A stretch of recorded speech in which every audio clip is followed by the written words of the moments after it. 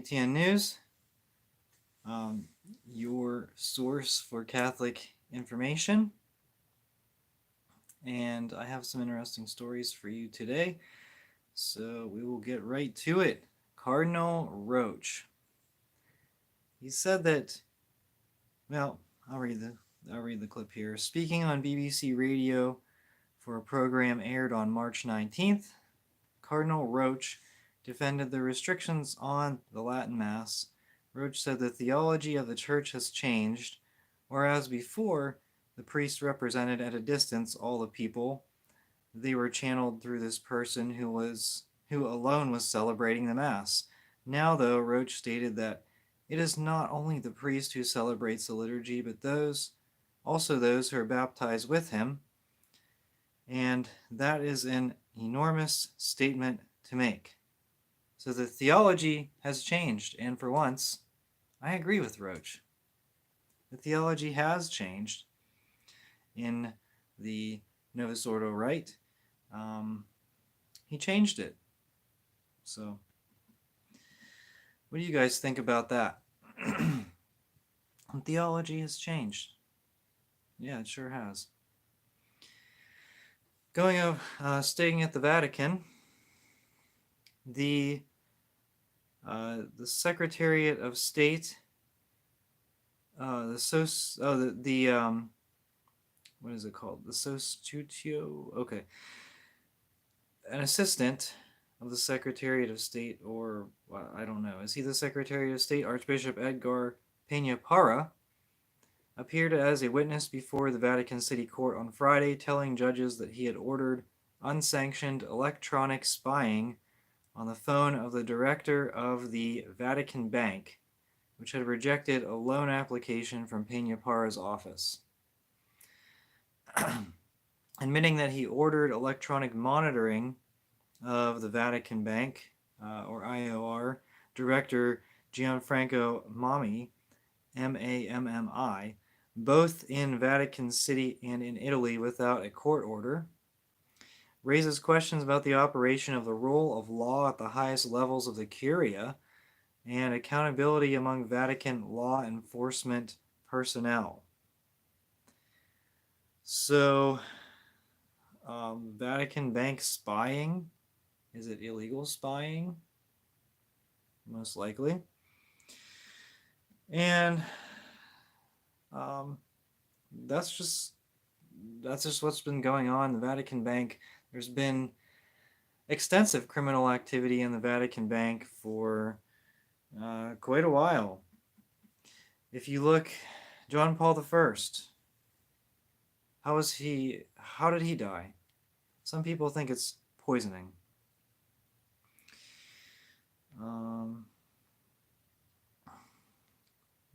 Pope Benedict's resignation, some people tie that to the Vatican Bank. The Vatican Bank being putting pressure on Pope Benedict to resign. Somehow it works. Okay.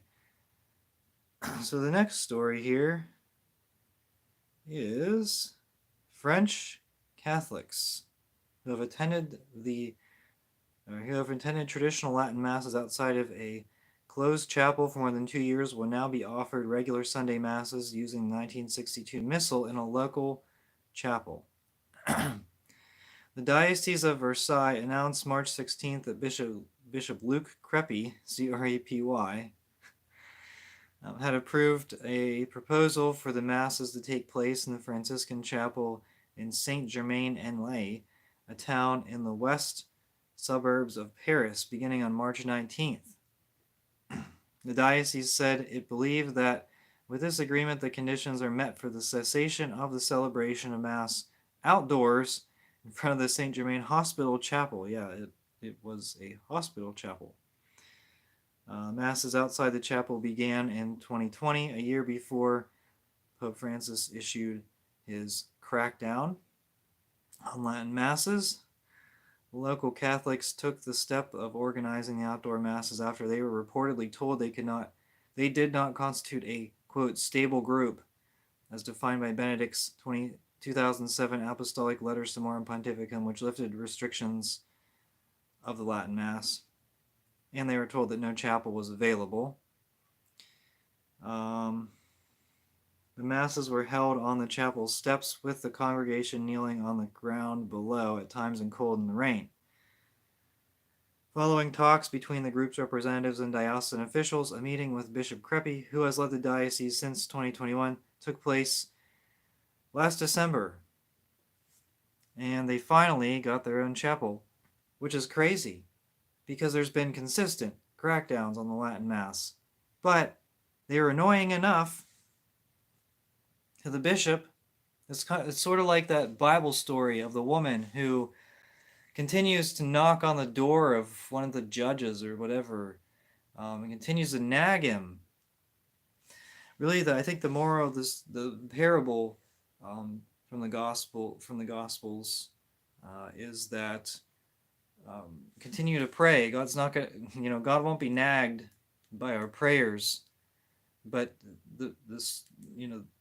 the idea remains the same as just pray consistently.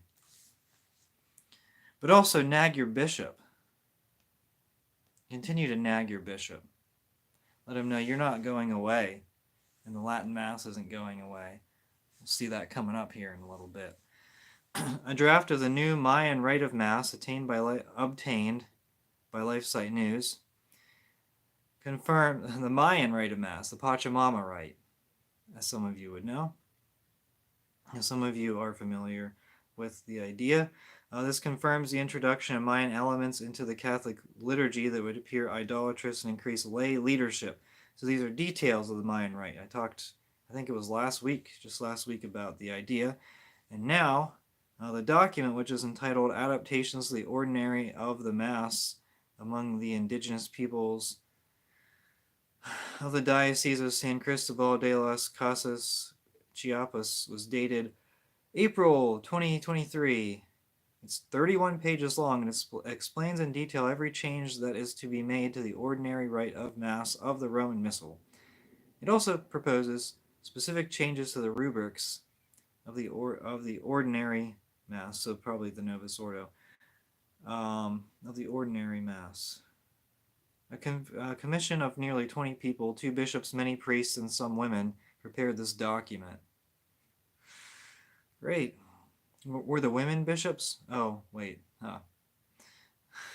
No, they were probably pagan shamans. Anyway, the Diocese of San Cristobal de las Casas had been disciplined, past tense, under the pontificate of Benedict XVI for having introduced new indigenous married permanent diaconate, in which the wives of married deacons were included in the ministry, thus giving hopes for married priesthood. Rome even ordered in 2005 then Bishop Arizmendi to stop such ordinations. Very quickly after Pope Francis' election to the papal throne, however, the situation was completely reversed, and the Pope is actively encouraging the liturgical enculturation that is being pursued in southern Mexico. Among the key changes of this official draft of the new Indigenous Mass are named the following 3. All right, so here we go. Incensing administered throughout Mass by lay male or female persons, and this incensing is not what you would be familiar with from a Catholic Mass. Prayers are led by a male or female layperson with a new liturgical office called principal throughout the Mass, and Mayan liturgical dances. In addition, the inclusion of a Mayan altar is presented without calling it by its proper name. So there you go, Mayan Pachamama Mass. That's synodality in action. All right, in Belgium, the more synodality. Actually, this is in Germany. Archbishop of Antwerp, Monsignor Johann Boni, gave a speech at the last German Synodal Assembly. So this is a Belgian bishop, but he spoke at the German Synodal Assembly because they're united in their heresy and schism. Archbishop Bonny explained in his speech that the Belgian bishops, after reading and meditating for 2 days on the post-synodal exhortation Amoris Laetitia, produce a brief text of 2.5 pages with only 4 paragraphs in which 2 fundamental points are collected: a stable pastoral care of LMNOP people, with the designation of a person in charge for each diocese, and a stable interdiocesan group, and secondly, the blessing of all LMNOP couples. So there you go. There's your diocesan funds. Hard at work. Put to good use, right? Don't give a single cent to any of these corrupt schismatics. The first paragraph, the Archbishop explains, points to the 2 texts on which these 2 decisions are based, namely paragraphs 297 and 303 of Amoris Laetitia. Both belong to the 8th chapter, which is decidedly the most problematic and controversial of the exhortation. The first, number 297, is the Pope's exhortation to, quote, integrate everyone, to help each person find their own way of participating in the ecclesial community so that they feel that they are the object of undeserved, unconditional, and gratuitous mercy. Okay. So make everyone feel welcome, except traditionalists. That's not in Amoris Laetitia, but it could be. I mean, that's the case in practice. According to Bonny's account, the text was drawn up in discussion with the Holy See. Here's the important part. But in the end, he said, we published the text and there was only silence. A roar of applause from those present at the German meeting accompanied the words of the Archbishop of Antwerp. The text was drawn up in discussion with the Holy See, but then they said nothing after it was published. Silence speaks louder than words in some cases. So, the heresy, schism, apostasy, it's problematic. Bishop Schneider has something to say about the Latin Mass, and probably about the Masses specifically in these dioceses where the bishop has effectively, we can see everything for what it is. It's heresy. Is the bishop a heretic? If the bishop's a heretic, then has he renounced his position as bishop? Is he effectively no longer a bishop? Is he an anti-bishop? I don't know. But anyway, Bishop Schneider has some comments on the traditional Mass. Apply them as you will. He said the Pope has not the power to abolish the traditional Mass. He said because it is a property, a treasure of the entire Church from all the saints, the Church of all ages. In response to whether a priest has the power to continue to offer the traditional Mass despite the issuing of numerous restrictions on it, Bishop Schneider answered that a priest can in fact do so in good conscience. He said, because here he will be obeying Holy Mother Church, this is a greater obedience than to do a wrong obedience. The order of a pope, which evidently is damaging the spiritual good of the Church, we cannot obey. It would be a false obedience to cooperate with something which is evidently damaging the spiritual good of souls and of the entire Church. He spoke of the possibility of priests celebrating the ancient liturgies secretly or clandestinely, in a prudent way, praying for the Pope, loving the Pope, even though he can't obey him in this concrete case. So there you go. So Bishop Schneider, there you go. And share this article with your priest. It's in the description along with all the other links to the articles. Share it with your priest if you're not in the SSPX. I mean, if you're in the SSPX, then Schneider is basically confirming what they do. But otherwise, share it with them. Bishop Joseph Strickland of Tyler, Texas, has condemned the German bishop's newly approved rite of blessing for LMNOP unions as a blessing of sin and branded their defiance of Catholic moral teaching and arrogance as devastating. Earlier this month, he said, the president of every bishop's conference around the world should denounce the schismatic vote of the 38 German bishops who have voted to bless LMNOP unions. We must speak out and call them to return to Catholic teaching. They have hardened their hearts to the truth. So he says, He didn't call them necessarily schismatic, but he said it was a schismatic vote. So what does that mean? Bishop Strickland's getting more and increasingly more bold as the heretics become increasingly bolder. And I think someone like Strickland, he's on our side. There's not a lot of bishops on our side. I think a lot of them are kind of squirrely. They would, they kind of, I don't know. Do they kind of want to appease the Vatican? Do they want to climb the ladder? Or do they just want to, I don't know, continue on as normal? Because we're in a state of crisis in the church. We really are. And which bishops are doing what they can to,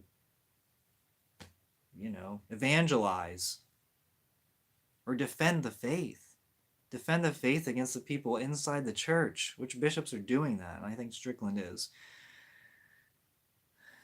Another interesting bishop, Bishop Robert Vassa of the Diocese of Santa Rosa in Northern California.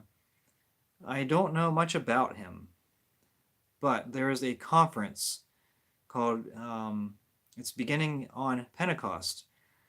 The conference is The Mother of God in the Eucharist. That's what the title is. It will take place on May 28th through 31st in Ferndale, California. The traditional Latin Mass will be celebrated each day at Ferndale's Church of the Assumption, and lectures will be held at the Tishnan Village Center. According to the conference website, the mission of this conference from its inception has been to foster greater devotion, understanding, and love for the beauty and meaning of the sacrament of the Holy Eucharist. Through a deeper understanding of the Eucharist as the source and summit of our faith and life in Christ, we find our mission, vocation, and true meaning of life. So this is an initiative in conjunction with the Eucharistic Revival of the USCCB. And what a great idea. Bishop Vassa, do you watch EVTN News? Because I was saying this, and now I don't think so. I don't want to take credit for it. But he's applying these principles that I said, do this and it'll work. And he's doing it. So let's see if it works. I hope it does. And credit to him. Credit to these bishops that aren't canceling Latin Masses just because the Vatican hates it. Just because there's a few hostile people that want to change doctrine. All right. Getting into a bizarre story, the Vatican announced March 25th that the Pope had accepted Bishop Franz Joseph Bode's resignation as the head of the Diocese of Osnabrück in northwest Germany. It gave no reason for the step. Bode is 72, which is 3 years below the age when diocesan bishops are required to offer their resignation. So obviously this is a forced early retirement. He has faced growing pressure to resign since the publication last September of a report on the handling of abuse cases in the Osnabrück Diocese. The 600-page interim report prepared by the University of Osnabrück. Osnabrück accused Bode of negligence. The bishop accepted the report's criticisms, but then he said he would not resign because he wanted to oversee the process of strengthening safeguarding procedures in the diocese. Days after the Synodal Way's final plenary meeting on March 9th through 11th, Bode invited LMNOP and remarried couples to contact his diocese about receiving blessings. After the Synodal Way endorsed blessing ceremonies for couples who love each other. So the pillar's trying to connect this forced resignation with because he is a supporter of LMNOP blessings. Well, in that case, you have 37 other bishops to force to resign. So I don't think that's what it is. I think it's public pressure. 600 pages, and Bode's in there. 600-page report. I think it's public pressure, right? Cardinal Wuerl, remember how his resignation was, it was kind of forced by public outcry. Pope Francis would have kept him in there very easily. But it's almost like this is almost like Cardinal Wuerl saying that he wanted to stick around in Washington and oversee a safeguarding process. Okay, it's the same thing, and it didn't work for either one. By the way, I don't think the Vatican opposes LMNOP blessings. That's just my own personal thought. All right, Cardinal McElroy. I guess maybe this should have been the headline, but I have some interesting thoughts on this. Commenting on the decision by new San Sebastian Bishop Fernando Prado, Spain, to ban EWTN content from diocesan television. I think I ran that story a while ago. McElroy boasted, "I would not have EWTN on diocesan media either." McElroy is worried by EWTN because it allegedly represents a giant of economic and cultural power linked to a religious, aka Catholic, viewpoint that is fundamentally critical of Francis. From what I have seen, McElroy also banned EWTN content from being used in any of the religious programs in the diocese, whether that be like faith formation or schools. I don't know. I don't know if that's true. I'm not sure that I'm representing that 100% accurately, but I know that he's hostile towards EWTN. EWTN is like moderate. So McElroy is so far to the left that he can't even handle moderate Catholicism. And that's what I would consider moderate Catholicism. I mean, I know, and on the spectrum, it's kind of pathetic how people say, oh, well, and people defend Bishop Barron in particular because he's one of the well-known moderate Catholics. But he said, oh, if the people on the left and the people on the right disagree with me, I must be doing something right. Or that's how the argument goes for people who defend him. And I'm saying, not really. That doesn't mean you're doing anything right, because the moderate Catholicism is liberal. They push the left has pushed the barrier so far that now people are thinking, well, that's not so bad. Kind of like, think about it. How many people accept Eucharistic ministers or altar girls, communion in the hand? And 60 years ago, how many people accepted that? How many people would have revolted if they introduced that? So it just goes to show you the moderate Catholicism's perspective. But I think EWTN is probably pretty moderate. They're Novus Ordo conservative, which means that they're more in the center, or maybe center left, of the Catholic faith. Because look, if you consider yourself like a Catholic liberal, then you're a heretic. There's just nothing about it. Do you accept every doctrine of the Catholic faith? Yes or no? Okay, so based on that, you're either inside or outside of the church. That's, very straightforward. So, getting back to McElroy. Okay, so EWTN, he's not the bishop of EWTN, but he is a bishop in the diocese where there's another media organization headquartered. Does anyone know what that is? That would be Catholic Answers. Catholic Answers is headquartered in the Diocese of San Diego. So, Catholic Answers, they do a lot of apologetics. I don't really follow them very much, but as far as I know, they don't do. I don't know that they comment on a lot of current events. I think they're more apologetics focused. But if there's ever a time to take a stand against a bishop who is a heretic, that's Bishop Paprocki's words. Not as word for word, but if there, let's presume there is a heretical bishop in a diocese who is the bishop of a diocese where Catholic Answers is headquartered. Would they be willing to take a stand and speak out against this heretical bishop, theoretically?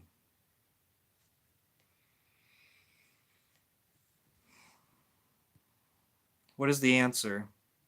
What is the theoretical answer? Okay, so I think there's a question and an answer. Good, because I didn't actually know the answer. What is an oratory? Bishop Connolly did this to the TLM Chapel in Lincoln, also made independent of permission for traditional Sacraments.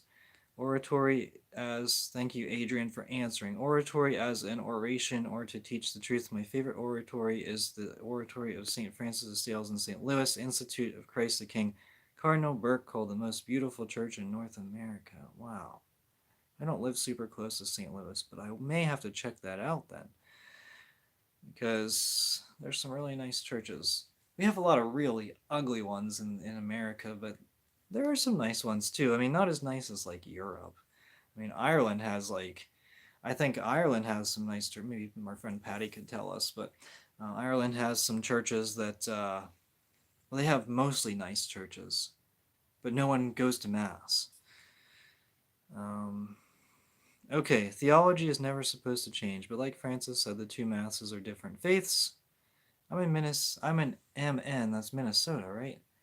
One of the Mayan masses was held here over a year ago. Many of the laity in tribal dress not very modest. Yeah. Bishop Schneider has gotten backlash for saying sticking to the trad mass. Frontline News was saying he was being disobedient and schismatic. Yeah, they're going to accuse you of being schismatics, but what is schismatic? What does schismatic mean? Does it mean that you're supporting all the whims of the Pope, even though it contradicts the words of Jesus in the Gospels? It contradicts the words of St. Paul. I don't know. I mean, in some cases, you do have to be a theologian to understand the Bible, but there are certain parts of the Bible that it doesn't take a genius to understand. And it doesn't take a genius to understand that certain things that Pope Francis has said contradicts what Jesus said in the Bible. I know people who went to Bishop Strickland for help because they were being targeted by the FBI. No help from his office. They won't even take evidence. Joe Rizzanello. He's not an authority. I don't know who he is. Joe didn't weigh in on. I don't know who he is. Bernardine. Oh, Bernardine and Cardinal Law came down on EWTN. They came down on Mother Angelica. Oh, okay. You know who else came down on EWTN? Mahoney. Cardinal Mahoney from LA. Who, by the way, no one seems to want to do anything about. Even Archbishop Gomez, he said, oh, Mahoney, don't appear in public. Mahoney said, nope, no thanks. And Gomez said, oh, okay. And that was it. Lay people tried to protest at Gomez's office. They gathered a petition with 7,000 signatures, and they were pushed away by his security guards. They didn't want to hear about Mahoney. Probably. Has Gomez gotten a message from a cease and desist message from Pope Francis? They have Latin in their masses, but the way the little chapel is set up ad orientem is nearly impossible. Okay, I don't know. Talking EWTN mass. Yeah, well, there was actually the disagreement about the ad orientem. I don't think they're allowed to do I don't think they're allowed to do ad orientem. I think that they were banned from doing ad orientem mass on TV because people liked it. And the bishop didn't. EWTN has more influence over Catholics than the USCCB. I can say that.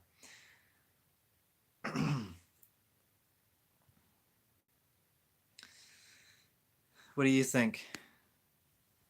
Do you think if Catholic Answers came after McElroy, what would happen?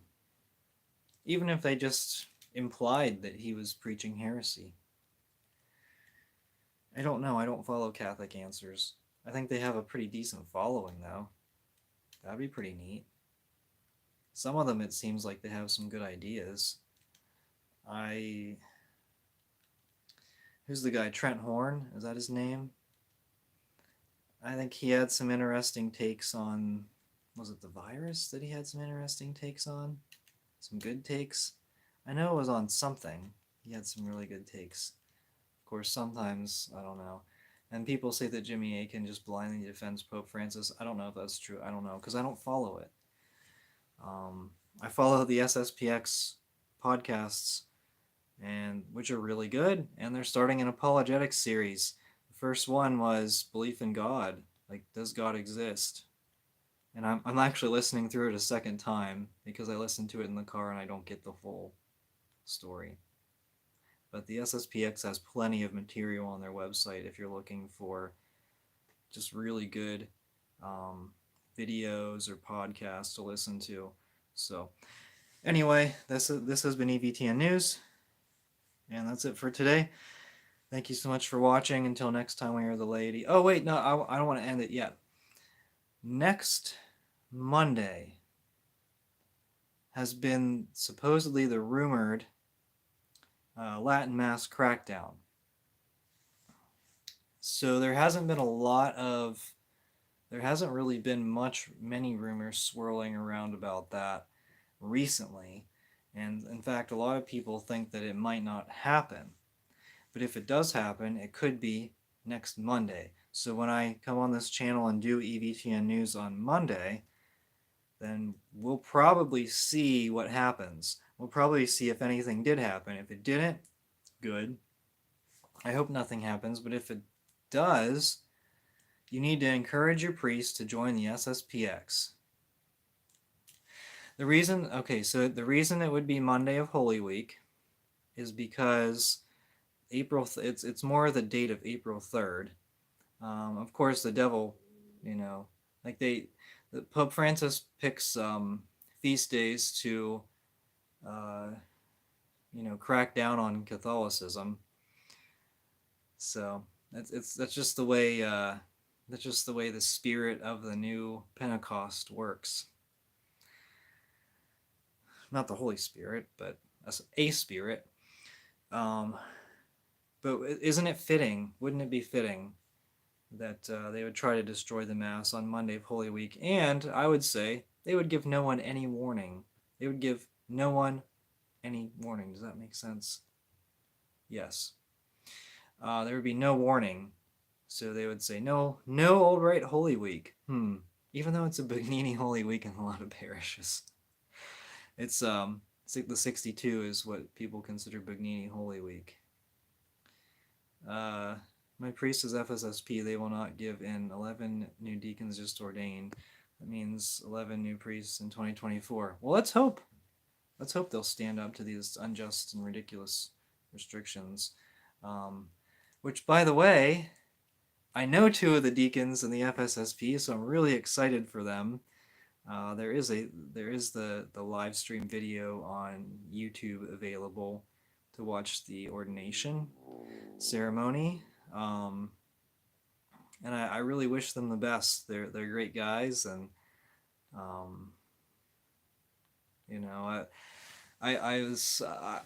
didn't watch the whole thing. I didn't spend a few hours watching it, but I did scroll through, and I was really excited to see them get vested, and it was neat. It was really neat. So I wish them the best, and I know that they'll be good priests. Anyway, thank you so much for watching. This has been EVTN News. We are the laity, and we will not be silent.